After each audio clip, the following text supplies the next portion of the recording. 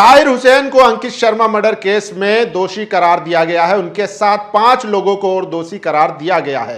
हालांकि अभी उनको सजा नहीं सुनाई गई है, फैसला सुरक्षित रखा गया है और सजा आने वाली तारीख पर सुनाई जाएगी। सोचिए, दिल्ली दंगे में यह पहला फैसला आया है जब किसी आरोपी को सजा हुई है, दोषी करार दिया गया है।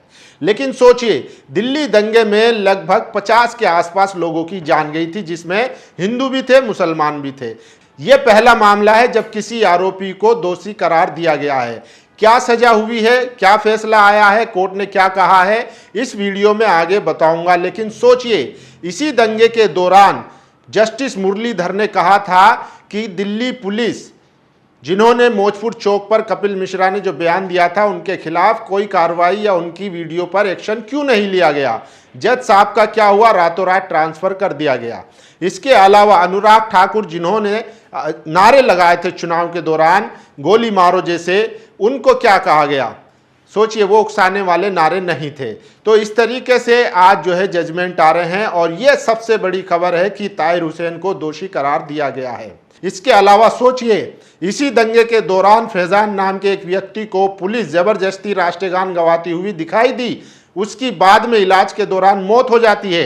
दिल्ली पुलिस अभी तक ये पता नहीं लगा पाई कि उन पुलिस वालों में कौन लोग शामिल थे। तो इस तरीके से दिल्ली पुलिस की कार्रवाई पर भी अदालत ने सवाल उठाए हैं। लेकिन ताहिर हुसैन को दोषी करार दे दिया गया है। देश में ऐसे कई मामले हैं जहां पर लोगों की लिंचिंग हुई है, मारा गया है और उनको बेल मिल चुकी है, वो आज़ाद घूम रहे हैं। आए दिन मुसलमानों के खिलाफ भड़काऊ भाषण दिए जाते हैं, उनके नरसंहार की बात की जाती है, लेकिन उनमें से किसी एक को भी सजा नहीं होती है। भूल चूक अगर कोई इक्का दुक्का तबस्सुम खान जैसी जज हैं, अगर वो सजा दे देती हैं तो फिर उनको धमकियां मिलती हैं। तो इस देश में ये चल रहा है। और सोचिए, आम आदमी पार्टी ने भी कहा है कि ताहिर हुसैन से हमारा कोई वास्ता नहीं है, हमने 2020 में उनको पार्टी से निकाल दिया था। दिल्ली दंगे के दौरान ताहिर हुसैन ने अपना वर्जन बताया था कि मेरे घर को भीड़ ने चारों तरफ से घेर लिया था, जिसके बाद में बड़ी मुश्किल से निकल के आया। उन्होंने लगातार जो थाना दयालपुर के एसएचओ हैं या पुलिस अधिकारी हैं, लगातार उनसे फ़ोन पर बातचीत भी कर रहे हैं। ये दिल्ली दंगे के दौरान जब गिरफ्तार हुए थे हाजी ताहिर हुसैन, उन्होंने उस वक्त ये बयान दिए थे और उनकी वीडियो भी वायरल है। तो सोचिए कि दिल्ली दंगे में पहला ऐसा फैसला आया है जिसमें किसी को दोषी करार दिया गया है। उनके अलावा और 5 लोगों को दोषी करार दिया गया है। इसके साथ ही साथ इसमें 11 लोगों को आरोपी बनाया गया था, जिसमें से 5 को बरी कर दिया गया है। हालांकि ताहिर हुसैन पर एक इल्ज़ाम में उनको उन आरोपों से बरी किया है। क्या है वो इल्ज़ामात क्या थे, वो भी इस वीडियो में आगे बताऊंगा। लेकिन उससे पहले कुछ ऐसी खबरें जिन पर कानूनी कार्रवाई होनी चाहिए थी लेकिन नहीं हुई है। ये देखिए, ये शामली में थाना भवन की हिंदू युवती अपने मुस्लिम दोस्त मेहताब के साथ मुजफ्फरनगर की दवाई मार्केट सर्कल जिला परिषद में दवाई खरीदने गई थी। तभी हिंदू संगठनों से जुड़े गुंडे पहुंचते हैं और युवती के साथ अभद्रता करते हुए लव जिहाद का आरोप लगा मेहताब के साथ मारपीट की।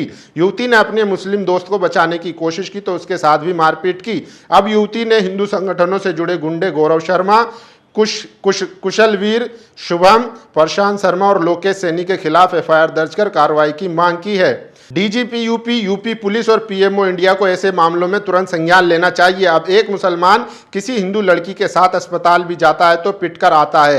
हिंदू संगठनों ने एक नया देश बना दिया है जिसमें हिंसा के सिवा कुछ भी नहीं है। और सोचिए, ये महिला राजीव चौक पर कनॉट प्लेस में मुसलमानों को पकड़कर उनकी दाढ़ी खींचती है, उनको मारती है, पीटती है। सबसे ज्यादा इनकी वीडियो वायरल है, उसी पर लोग अपनी अपनी प्रतिक्रिया दे रहे हैं। इस वीडियो को जरा गौर से देखिए, आपको इस घटना और प्रियंका शर्मा के साथ हुई घटना के बीच कनेक्शन नजर आएगा। एक मुस्लिम बुजुर्ग शख्स को भीड़ में चारों तरफ से घेर रखा है। एक महिला उन्हें चप्पल दिखा रही है, उनकी दाढ़ी खींची जा रही है और आसपास मौजूद लोग पूरी घटना की रिकॉर्डिंग कर रहे हैं। यह सिर्फ अपमान नहीं बल्कि डर और नफरत का माहौल बनाने की कोशिश भी दिखाई देती है। सोचिए, यही महिला एक प्रियंका शर्मा नाम की जो पत्रकार हैं, जो यूट्यूबर हैं, उनको भी पकड़कर उनके साथ भी बदतमीजी करती हुई दिखाई दे रही है। तो ये आज इस देश में ऐसा माहौल बना दिया गया है। ये देखिए, ये वीडियो देखते हुए मेरे रोंगटे खड़े हो गए।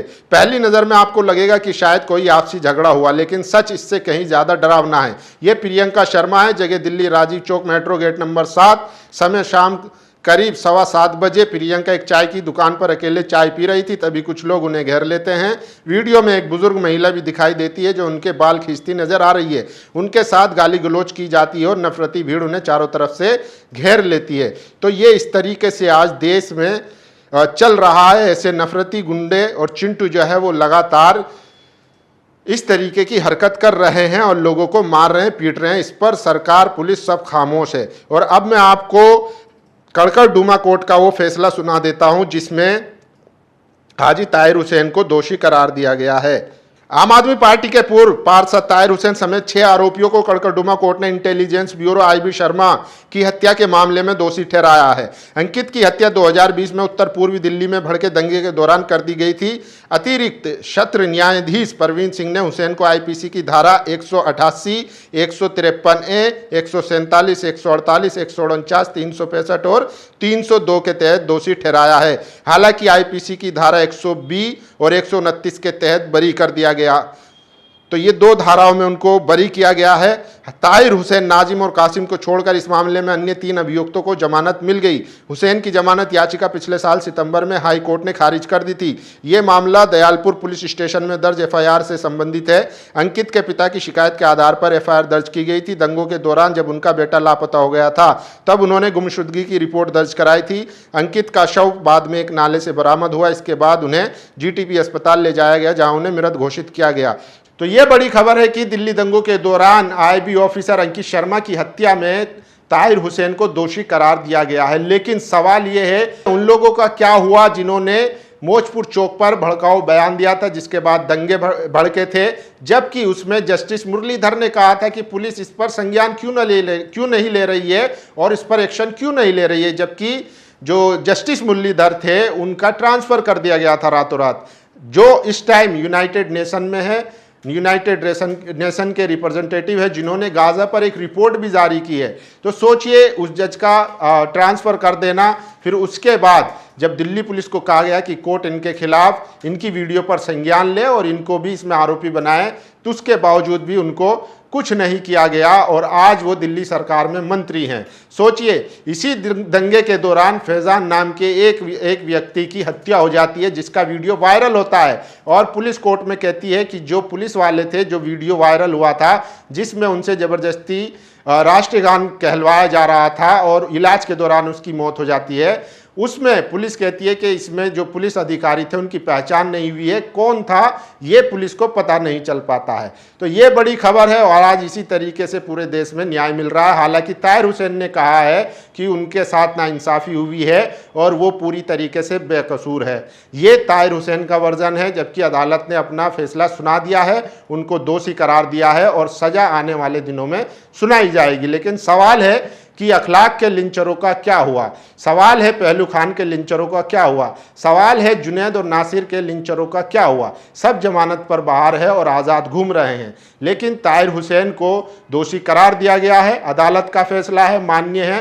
सवाल यही है कि क्या मुसलमानों की जान की कीमत नहीं है। और दिल्ली दंगे में 53 लोगों की मौत हुई थी जिसमें हिंदू भी थे, मुसलमान भी थे, उन बाकी लोगों को कब इंसाफ मिलेगा, ये भी सबसे बड़ा सवाल है। बाकी आप लोगों की क्या राय, अपनी राय जरूर दीजिए और आगे जैसे ही ताहिर हुसैन की सज़ा पर फैसला आता है, उनको क्या सज़ा सुनाई जाती है, वैसे ही हम आपको ये अपडेट भी बताते रहेंगे। आप लोगों की क्या राय है, अपनी राय जरूर दीजिए। शुक्रिया।